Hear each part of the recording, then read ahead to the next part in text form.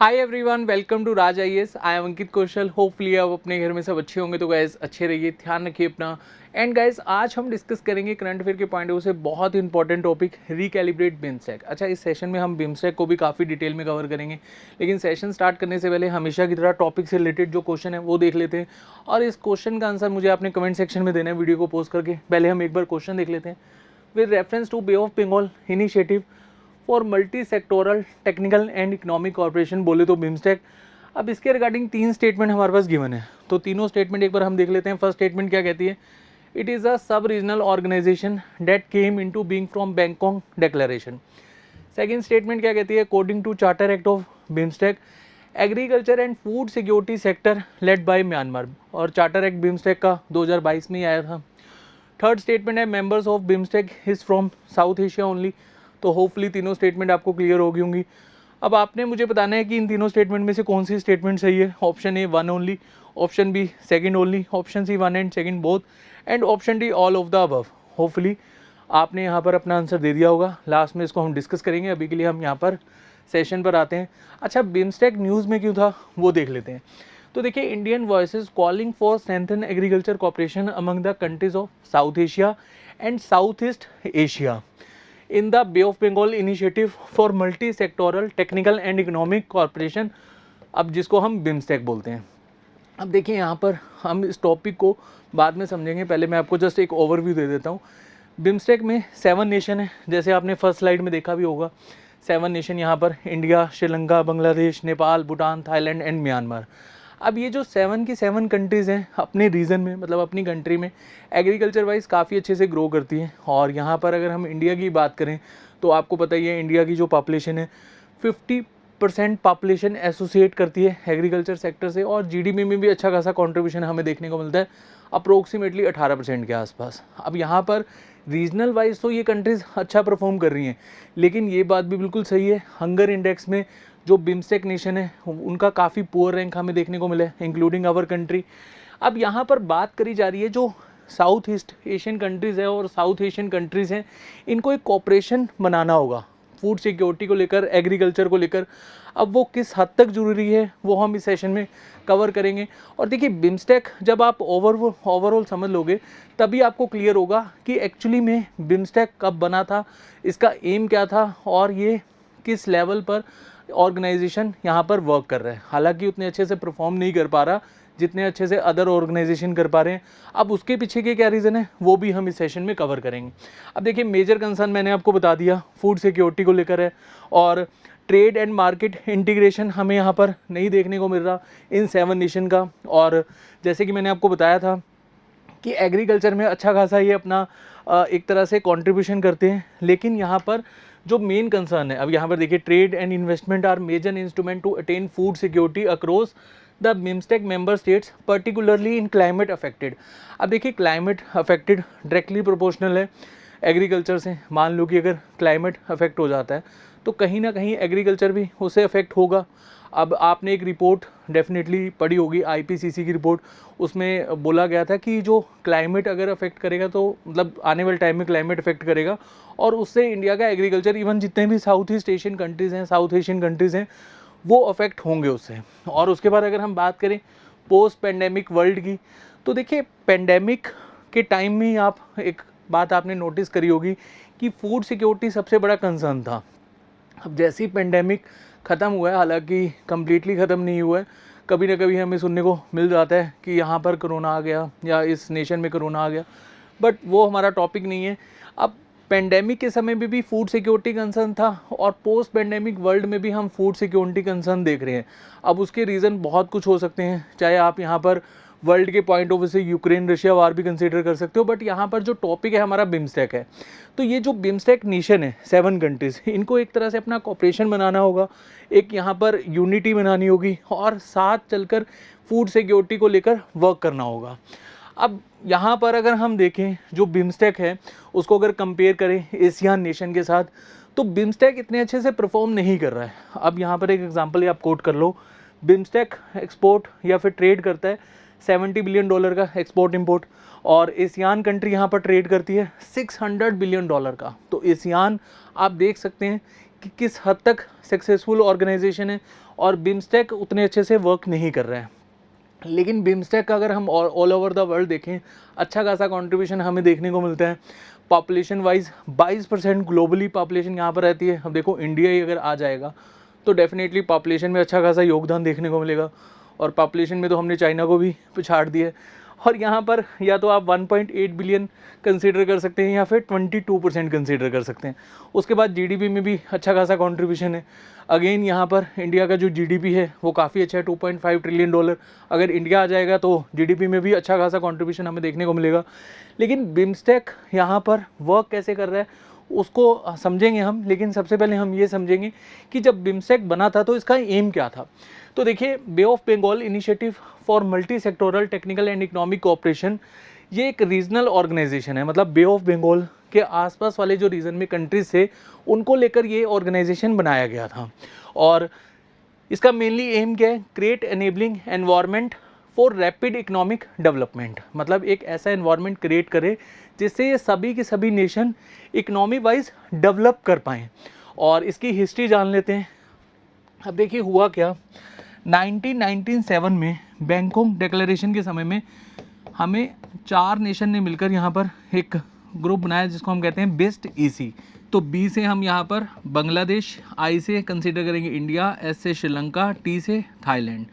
अब 6 मंथ के बाद म्यांमार ऐड हो जाता है। अब जैसे ही म्यांमार ऐड होता है तो उसका नाम हो जाता है बिम्स्टेक, जो आज भी हमें देखने को मिलता है। अब देखिए बिम्स्टेक यहाँ पर जो नेम था, ये जो 5 वर्ड्स आप देख रहे हो, जो 5 अल्फ़ाबेट आप देख रहे हो, ये कहीं ना कहीं कंट्री के नेम से हम कंसीडर कर रहे थे। जैसे कि मैंने आपको बताया ना, बी से बांग्लादेश, आई से इंडिया, एम से म्यांमार, एस से श्रीलंका, टी से थाईलैंड। जब भूटान और नेपाल ऐड होते हैं तो यहाँ पर उनके द्वारा भी बोला जाता है कि अब इसका नाम चेंज करो। तो इसका नाम फाइनली चेंज होकर क्या कर दिया गया था, Bay of Bengal initiative for multi sectoral technical and Economic Corporation. अब ये आपको क्लियर हो गया। अब देखिए 1997 में ये ऑर्गेनाइजेशन बनी थी, लेकिन अभी तक अगर हम देखें तो 5 बार इसकी मीटिंग हुई है।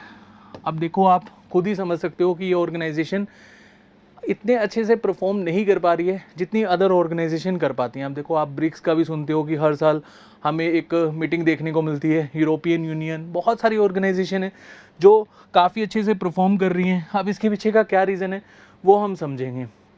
अगेन यहाँ पर आप देख सकते हैं बिम्स्टेक में कौन कौन सी कंट्री यहाँ पर मेंबर हैं, Nepal, Bhutan, India, Bangladesh, Myanmar, Sri Lanka and Thailand.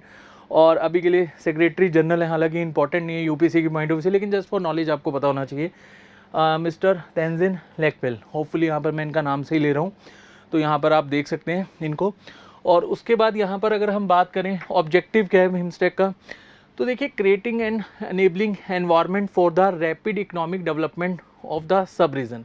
मतलब एक ऐसा एनवायरनमेंट क्रिएट करना, जैसे हमने बात करा था ना एम में, सेम कि हम सभी के सभी जो मेंबर्स हैं उनकी इकनॉमी को डेवलप कर पाएँ। उसके बाद encouraging the spirit of equality and partnership, सभी को हम इक्वालिटी की भावना से यहाँ पर देखें और इनकरेज करें कि वो डेवलप करें सभी countries. Promoting active collaboration and mutual assistance in the area of common interest. अगर किसी रीज़न के कॉमन इंटरेस्ट हैं तो वो उस पर वर्क करें, अपना यहाँ पर कोलैबोरेशन दिखाएं।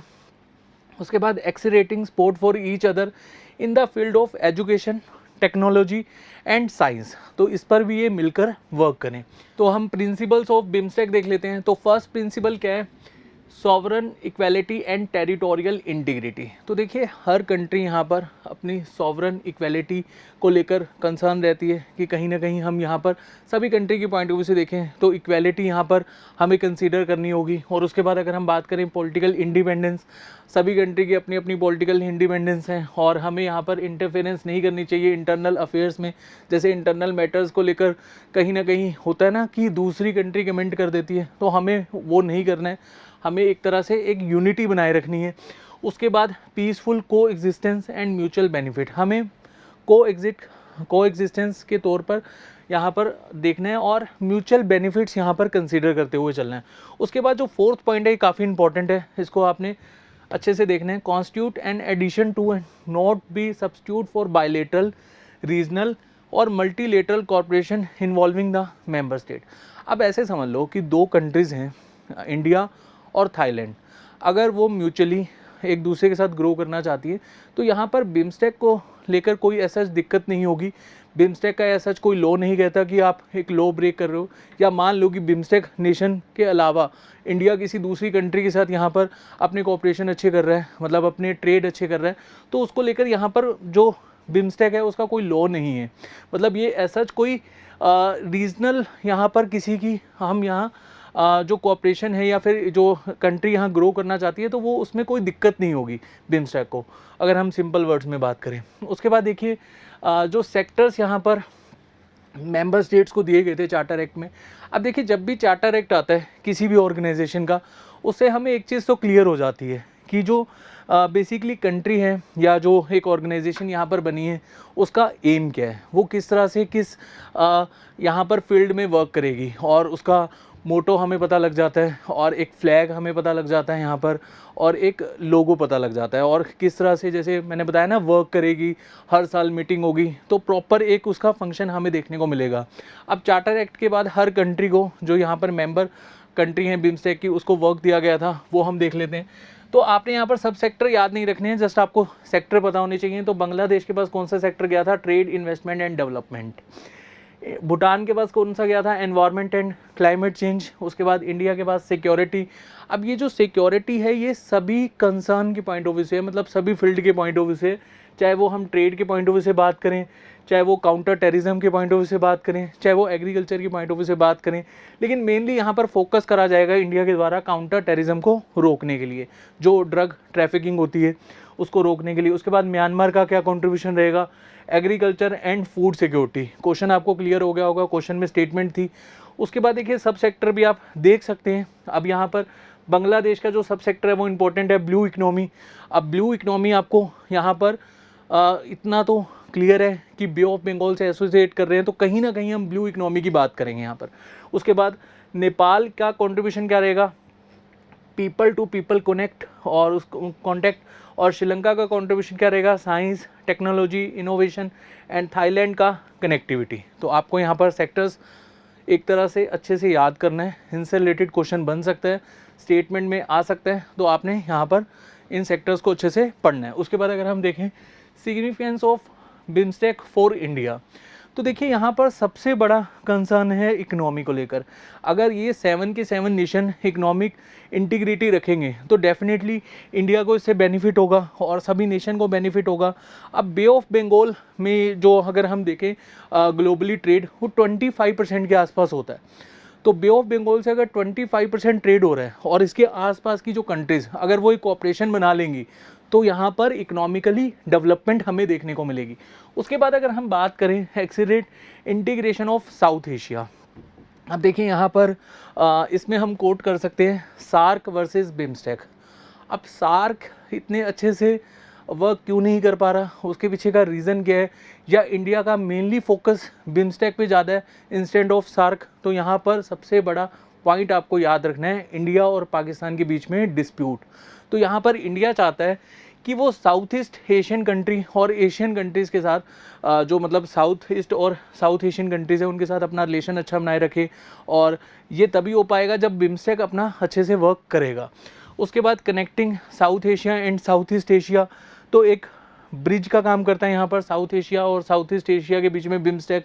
अब कैसे ये काम करेगा, तो देखिए बिम्स्टेक के जो मेंबर हैं वो कहीं ना कहीं एशियान के भी मेंबर हैं और एशियान के साथ भी उनके ट्रेड होते हैं। तो हम यहाँ पर कंसीडर कर सकते हैं कि इंडिया अपना एक लॉन्ग टर्म गोल अचीव करना चाहता है। साउथ ईस्ट एशियन कंट्री और जो साउथ एशियन कंट्रीज़ हैं उनके साथ अपने जो रिलेशन है वो अच्छे करना चाहता है, और इसका बेनिफिट डेफिनेटली हमें मिलेगा इन फ्यूचर के लिए। अगर हम एक्सपोर्ट करेंगे, वहाँ पर ट्रेड होगा इंडिया और साउथ ईस्ट एशियन कंट्रीज़ के साथ, तो डेफिनेटली इंडिया के पॉइंट ऑफ व्यू से काफ़ी अच्छा रहेगा। उसके बाद चाइना फैक्टर, अब देखिए चाइना का जो इन्फ्लुएंस है वो हमेशा से ही हमें देखने को मिलता है, और चाइना अपनी जो एक तरह से इन्फ्लुएंस है या चाइना का जो एक फैक्टर रहता है कि एक मतलब दूसरे नेशन के साथ जो भी उसके दुश्मन नेशन है उनके साथ वो कहीं ना कहीं एक उस फैक्टर में चलता है कि वो कभी ग्रो ना करें। तो चाइना का जो फैक्टर है साउथ ईस्ट एशियन कंट्री के साथ, मतलब जो वहाँ पर उसकी इन्वेस्टमेंट चल रही है, या अगर हम सिंपल वर्ड में बात करें म्यांमार में अभी कू हुआ था, हालांकि कू हुए भी काफ़ी टाइम हो गया, कू बोले तो तख्ता पलट, तो उस केस में जो चाइना ऐसा कहा जा रहा है कि उसकी इन्वॉल्वमेंट थी उसमें, है ना। तो यहाँ पर कहीं ना कहीं अगर चाइना का इन्फ्लुएंस बढ़ता है तो वो इंडिया के लिए कहीं ना कहीं गलत होगा। उसके बाद अगर हम बात करें development of northern eastern region, अब देखो बिम्स्टेक, आप इंडिया का मैप कंसिडर करो अपने माइंड में, और यहाँ पर देखो जो बिम्स्टेक नेशन है वो आपको कहाँ पर देखने को मिल रहे हैं, मतलब बे ऑफ बंगाल वाले रीजन में। और बे ऑफ बंगाल वाला जो रीजन है उसके नियर अबाउट इंडिया की कौन सी टेरिटरी पड़ती है, नॉर्थन ईस्टर्न रीजन, मतलब सेवन सिस्टर स्टेट्स। अगर यहाँ पर बिम्स्टेक अच्छे से वर्क करेगा तो सेवन सिस्टर जो स्टेट्स हैं वो भी ग्रो करेंगे। और अगर हम इंडिया की टेरिटरी के पॉइंट ऑफ व्यू से समझें तो इंडिया का एक ही रीज़न है जो अच्छे से ग्रो नहीं कर पाया, वो है northern eastern region, seven sister states. मतलब बाकी ऐसे नहीं हम कहेंगे कि बिल्कुल नहीं ग्रो कर पाया, लेकिन बाकी के कंपैरेटिवली कम कर रहा है। अगर बिम्स्टेक अच्छा वर्क करेगा तो डेफिनेटली जो सेवन सिस्टर स्टेट्स हैं, नॉर्थन ईस्टर्न रीजन है, उनको बेनिफिट बहुत ज़्यादा होगा। उसके बाद अगर हम बात करें एनर्जी सिक्योरिटी, तो देखिए एनर्जी सिक्योरिटी में हम यहाँ पर ये देख सकते हैं untapped reserve of natural gas. अब जो रखाइन स्टेट है म्यांमार का, जहाँ से रोहिंग्यास, आपको याद आ रहा होगा रोहिंग्यास वाला इशू वहीं क्रिएट हुआ था, और वहाँ पर अगर हम देखें तो नेचुरल गैस और जो बे ऑफ बंगाल अपने आप में अनटैप्ड नेचुरल गैस है, अगर ये कंट्रीज़ एक कोलैबोरेशन कर लेती है, मिलकर चलती हैं, तो डेफिनेटली हमें नेचुरल गैस या फिर जो भी नेचुरल रिसोर्सेज हैं उन पर भी ये कंट्रीज़ वर्क करते हुए देखने को मिलेंगी। उसके बाद big market for India export, ये तो हम कंसिडर कर ही चुके हैं कि अगर इंडिया का रिलेशन अच्छा बन जाता है फ्यूचर के लिए, इंडिया अगर एशियान का मेंबर बन जाता है तो डेफिनेटली इंडिया कहीं ना कहीं जो अपना एक्सपोर्ट है वो इन कंट्रीज़ के साथ कर पाएगा और इंडिया की इकनॉमी के लिए डेफिनेटली बेनिफिट होगा। उसके बाद अगर हम बात करें challenges to BIMSTEC, increase influence of China in South Asia, ये हम डिस्कस कर चुके हैं और ये बहुत ही इंपॉर्टेंट फैक्टर है। अभी मैं ज़्यादा डिटेल में नहीं जा रहा हूँ कि चाइना किस तरह से पोर्ट्स बना रहा है, इंडिया उसको काउंटर करने के लिए कहाँ कहाँ पोर्ट्स बना रहा है, तो काफ़ी लंबा चला जाएगा टॉपिक, लेकिन ये जो कंसर्न है ये बहुत इंपॉर्टेंट है। फिर कभी हम डिस्कस करेंगे चाइना और इंडिया का जो एक तरह से हमें फेस्ड ऑफ देखने को मिलता है, तो वहाँ पर मैं आपको क्लियर कर दूंगा। अभी के लिए जस्ट आप यहाँ पर इस पॉइंट को याद रखना। उसके बाद नॉन सीरियस मेंबर स्टेट्स, अब देखो सबसे बड़ा कंसर्न है कि 25 सालों में सिर्फ 5 बार मीटिंग हुई है, तो इसका मेन जो हम यहाँ पर मतलब जो मेंबर स्टेट्स हैं उन्हीं को यहाँ कंसिडर करते हुए चलेंगे कि ये नॉन सीरियस मेंबर स्टेट्स हैं। मतलब इतना भी यहाँ पर क्या हो गया कि ये सभी के सभी मेंबर्स एक मीटिंग नहीं होल्ड कर पा रहे हैं और उसको लेकर ये कहीं ना कहीं बिम्स्टेक को कमज़ोर कर रहे हैं। चाहे हम बात करें सभी के सभी नेशंस की, हम यहाँ बात करेंगे, किसी पर्टिकुलर नेशन की बात नहीं करेंगे। उसके बाद इनकंसिस्टेंसी इन मीटिंग, हम मीटिंग प्रॉपर नहीं होगी तो बिम्स्टेक किस तरह से ही वर्क करेगा। और उसके बाद अगर हम बात करें ब्रॉड फोकस एरिया, अब मेनली फोकस एरिया क्या है बिम्स्टेक नेशन के, तो देखिए 14 फोकस एरिया हैं, 14 यहाँ पर पॉइंट्स हैं जो आपको याद रखने होंगे। ट्रेड एंड इन्वेस्टमेंट, इन्वेस्टमेंट कहाँ से आएगा तो इसको लेकर वर्क करना होगा। जैसे अभी 2022 की मीटिंग में हमारे देश के प्राइम मिनिस्टर नरेंद्र मोदी जी ने $1 बिलियन दे दिए थे कि सेक्रेटरीट जो ऑफिस है वो आप एस्टेब्लिश करो ढाका बांग्लादेश में। तो अब ऐसा यहाँ पर हमें कहीं ना कहीं इन्वेस्टमेंट को लेकर भी सोचना होगा कि जैसे आपने ब्रिक्स में देखा होगा कि एक बैंक है NDB, न्यू डेवलपमेंट बैंक, तो कहीं ना कहीं उनका एक जो डेवलपमेंट का एक कंसर्न रहता है तो वो पैसा NDB से आ जाता है। ब्रिक्स जो ऑर्गेनाइजेशन है, 5 कंट्रीज़ का ऑर्गेनाइजेशन है ब्रिक्स, होपफुली आपको याद आ रहा होगा। तो इस तरह से हमें यहाँ पर कहीं ना कहीं इन सभी नेशन को मिलकर सोचना होगा या फिर किसी बैंक के साथ एसोसिएट करना होगा।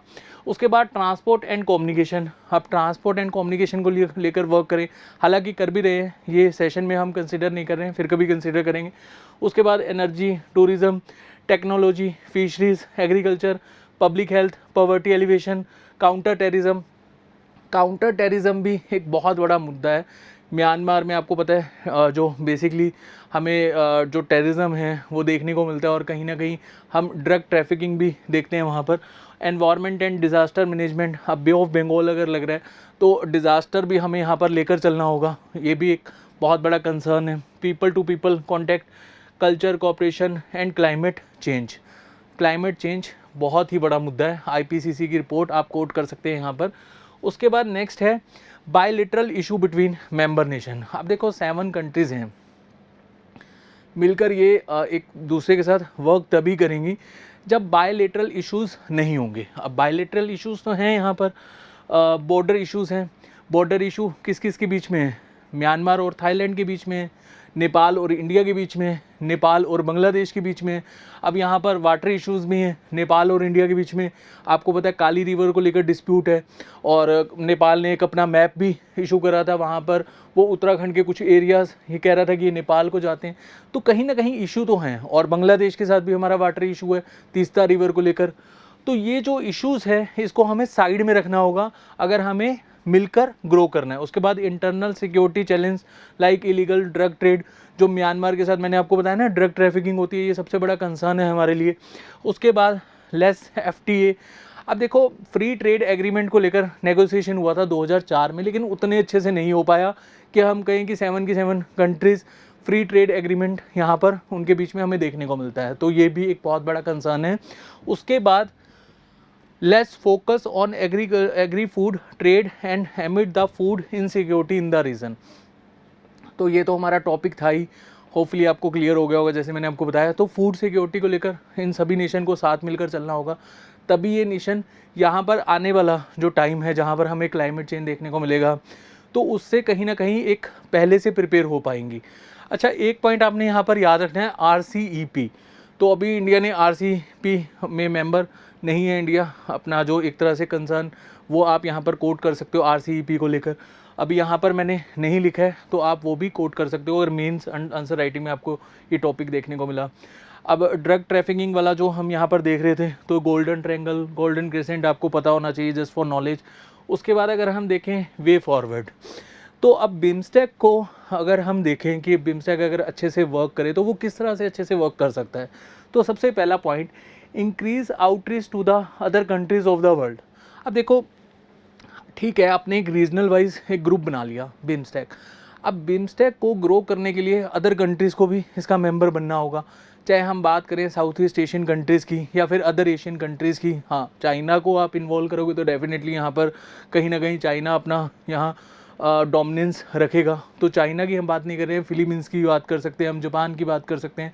तो ये कंट्रीज़ यहाँ पर ऐड ऑन हो सकती हैं और USA भी हो सकती है। अब रीजनल ग्रुप के बाद हम इसको थोड़ा सा एनहांस भी कर सकते हैं, ग्रुप को मतलब एक लार्ज ग्रुप में बदल सकते हैं। उसके बाद BIMSTEC should focus less on Jio politics, जो जियो पॉलिटिक्स है उसमें लेस फोकस करना चाहिए और more on common regional concern, जो हमारे कंसर्न है। इकोनॉमिकल डेवलपमेंट सबसे बड़ा कंसर्न होता है। उसके बाद एनहांस फाइनेंशियल रिसोर्स, जैसे हमने ब्रिक्स बैंक का एक एग्जांपल कोट करा था कि ब्रिक्स का अपना ही बैंक है NDB बैंक। उसी तरह से हमें यहाँ पर फाइनेंशियल रिसोर्स के ऊपर वर्क करना होगा कि अगर डिज़ास्टर हो जाता है, क्लाइमेट चेंज हो जाता है या कोई भी कंसर्न आता है या कोऑपरेशन करना है, एजुकेशनल यहाँ पर हमें कोऑपरेशन करना है या फिर हमें यहाँ पर टेक्नोलॉजी वाइज, इनोवेशन वाइज या अपना एक कोऑपरेशन करना है, तो उसके लिए भी हमारे पास पैसा होना चाहिए।